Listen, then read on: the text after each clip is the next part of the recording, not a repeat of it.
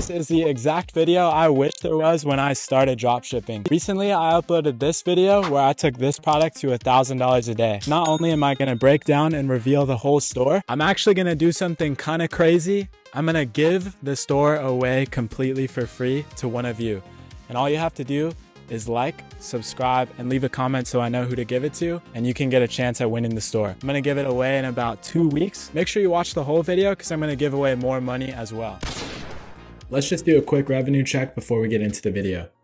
And there you go, about $8,100 from May 7th to May 26th. I know it's nothing crazy like you guys are used to seeing on YouTube, but you could see where I was a few months ago and I wasn't anywhere near this. Point blank, guys, I'm giving the store away because I'm hoping it could get me a couple subscribers, and I really want to grow my YouTube channel, and I thought what better way than just giving stuff away. And I think it might be interesting to grow these dropshipping stores, show you guys how it's done, and give it away to the subscriber. So that's the basic concept of this video. I'm going to reveal the whole store, my strategy, what I did, how I did it, some of the mistakes I made along the way. I'm going to explain why things didn't go any bigger. And yeah, all right guys, so let's do a store reveal. Okay, so this is the store. It's called Kylie Brisbane, and I'll break it down why I named it that in a second. As you can see, it's super simple, nothing out of the ordinary. Have some basic pictures here on the home page. We're looking at it on desktop, and you can see these are the shoes that I revealed in the last video that I mainly scaled. This is what mostly did most of the revenue on this store.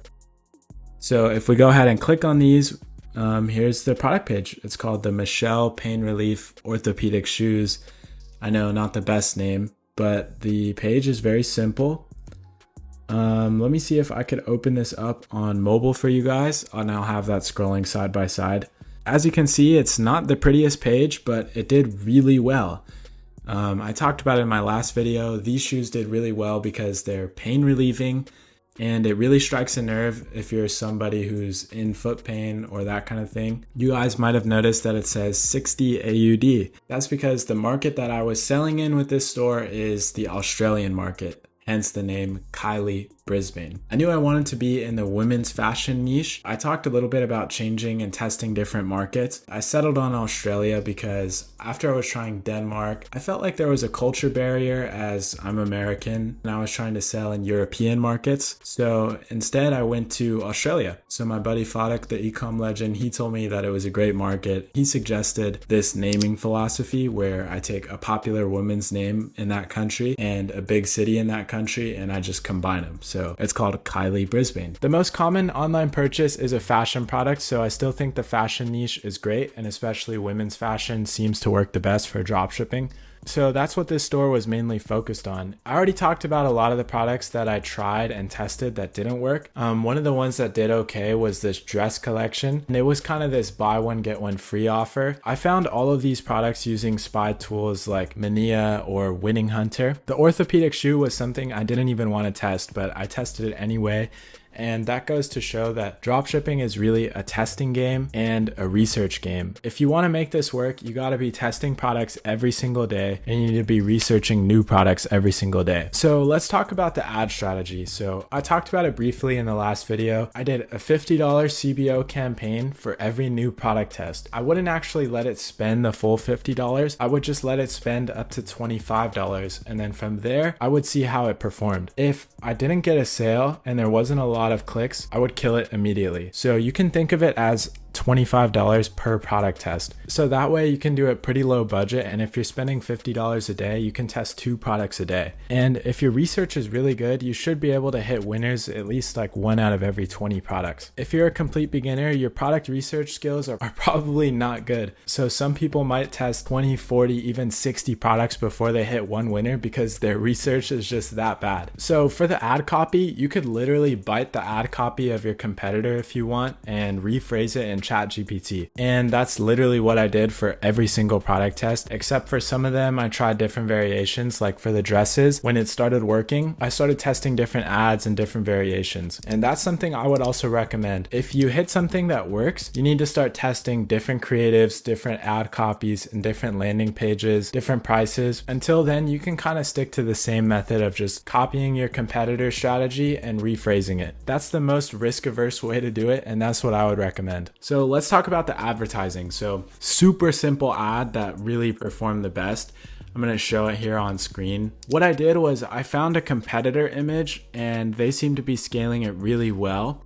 I found this on Winning Hunter and I basically took their exact ad and I brought it over to Canva and I just tried to redesign it better. I found the source image because in the competitor one, you can see that it's kind of blurry. I found the original image. It was from like a Temu listing. I grabbed that image and it was much more high quality. All this text here, I just wrote it myself on Canva. I would highly recommend you guys do this, especially if you see that a competitor is scaling a product and their ad is not very high quality. Definitely try just taking their exact formula and just making it a little bit better. So by the time I was scaling, I was spending hundreds of dollars a day and the click-through rate was really good. And I found that the ad actually started to perform better over time because it got more engagement and that engagement further helped my click-through rate. My CTR went up, my CPM went down. Basically, if you don't understand what I'm saying, I'm basically saying the longer the ad ran, the more people liked it, commented on it. I got more sales for less money. Again, for the store design, it's super simple. I literally just followed this super simple template. As you guys saw, it wasn't the most beautiful looking store. It is the best possible thing you could do if you want to be testing products rapidly. A lot of dropshipping YouTube focuses a lot on the creative and all these different marketing angles, but the thing that's going to move the needle the most for you is testing more products and doing better product research. Also, I literally had no reviews on this product when I started selling it and it was still selling. The ecom legend told me that it didn't matter as much as I thought it did, so I just left it off until about a week into testing. And when I started scaling this product, that's when I decided to add some reviews to just make it more trustworthy. And I did find that it helped my conversion rate a little bit, which actually pays big dividends when you're trying to scale. So I briefly mentioned testing different variations for the product page.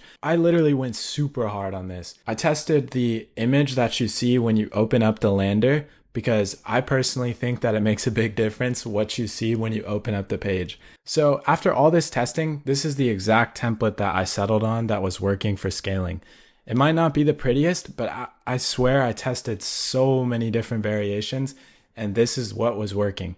So if you want to copy me, I would follow this exact style, especially if you're going to do this style of product. Most of the purchases came on mobile, but there was a good amount of desktop purchases since this product was targeted towards a more senior buyer. So let me talk briefly about how I actually supplied the orders and got these shipped. So I actually used a private supplier, and that was kind of where the first L set in for this store.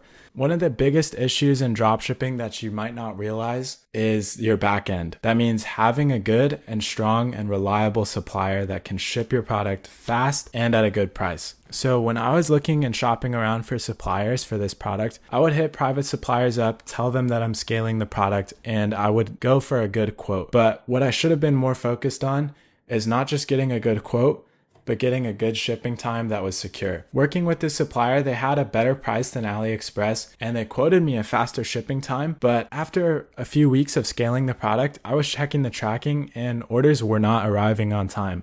I started getting customer complaints in the emails and I went back to the supplier and I basically said, what the heck, like the orders aren't getting there. And they would basically hit me back and say, hey dear, everything is all right. Order arriving soon. I was kind of freaked out, and at this time, this is where I encountered the next big problem with this store, cash flow. Now, I'm definitely not a dropshipping millionaire yet, so I did have some cash flow issues. A lot of the money from this store quickly got held by Shopify and by PayPal because the orders were not arriving on time. I still had to pay for orders, and I still had to pay for ads, but I wasn't getting paid anything. And this can only go on for so long before I had to pause the ads. That's why I wasn't able to scale this store as far as it should have been. And I knew I wanted to reveal the journey on YouTube anyway. So yeah, that was one issue with the suppliers. And the other issue was that I would get a text from the supplier on WhatsApp and they would say, please notify the recipient to pick up the order at the post office. I kind of freaked out because I'm like, what do you mean pick up at the post office? In Australia, they have this thing where the order had to be signed for at the door. So if the customer wasn't there, then they had to go pick it up at the post office. And I was like, this is terrible because at scale, I'm shipping out dozens of orders every single day. I can't have people driving to the post office to pick up their orders. That's going to lead to a ton of complaints and returns.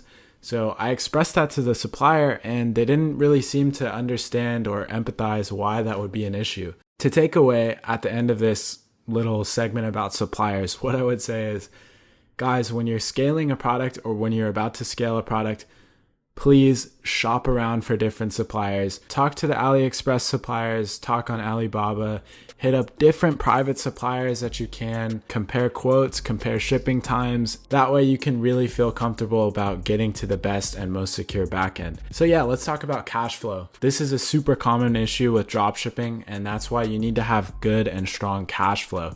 You need to have cash ready on the side, or a lot of people use credit, so that way they can still pay for their orders and ship them out. I wasn't really too worried about this at first, but then quickly when I tried scaling further and further, it became more of an issue. I ended up having thousands of dollars on hold, and I still had to pay for dozens of orders and of course pay for my advertising costs. And I was thinking the holds would last maybe 2-3 days. Some of the payment holds lasted 21 to 25 days from PayPal. So just be ready for that, especially if you're going to be scaling. So what I would take away from that is, when you're testing, focus on testing products, focus on doing better research, have cash flow on the side. When you're ready to start scaling, tweak your advertisements, do something really high quality. And if it's a product that people like, people will click and people will buy it. So yeah, if you guys want to do this yourself, if you don't have a Shopify store already, you can click a link that I put in the description of this video, and it'll take you to an AI store builder. It will completely build your Shopify store in like 10 minutes or less, put a bunch of products on your store. You'll be ready to go in no time. So click that link if you don't have a Shopify store already. And yeah, guys, that's basically it for this video. I am going to be giving this Shopify store completely away, and I'm going to do some more challenges on YouTube with dropshipping, and I'm just going to be doing more dropshipping store giveaways because I really like this concept. I think it's pretty fun and I haven't seen it done before. So if you want to win the giveaway, subscribe to the channel, like the video, and leave a comment so I can reply to the comment of the winners. I'm also going to be giving away $50 to 4 random winners who do the same thing. I hope you guys liked the video. I hope you learned something. I'm going to be uploading way more consistently, so I'll see you guys in the next one. Peace.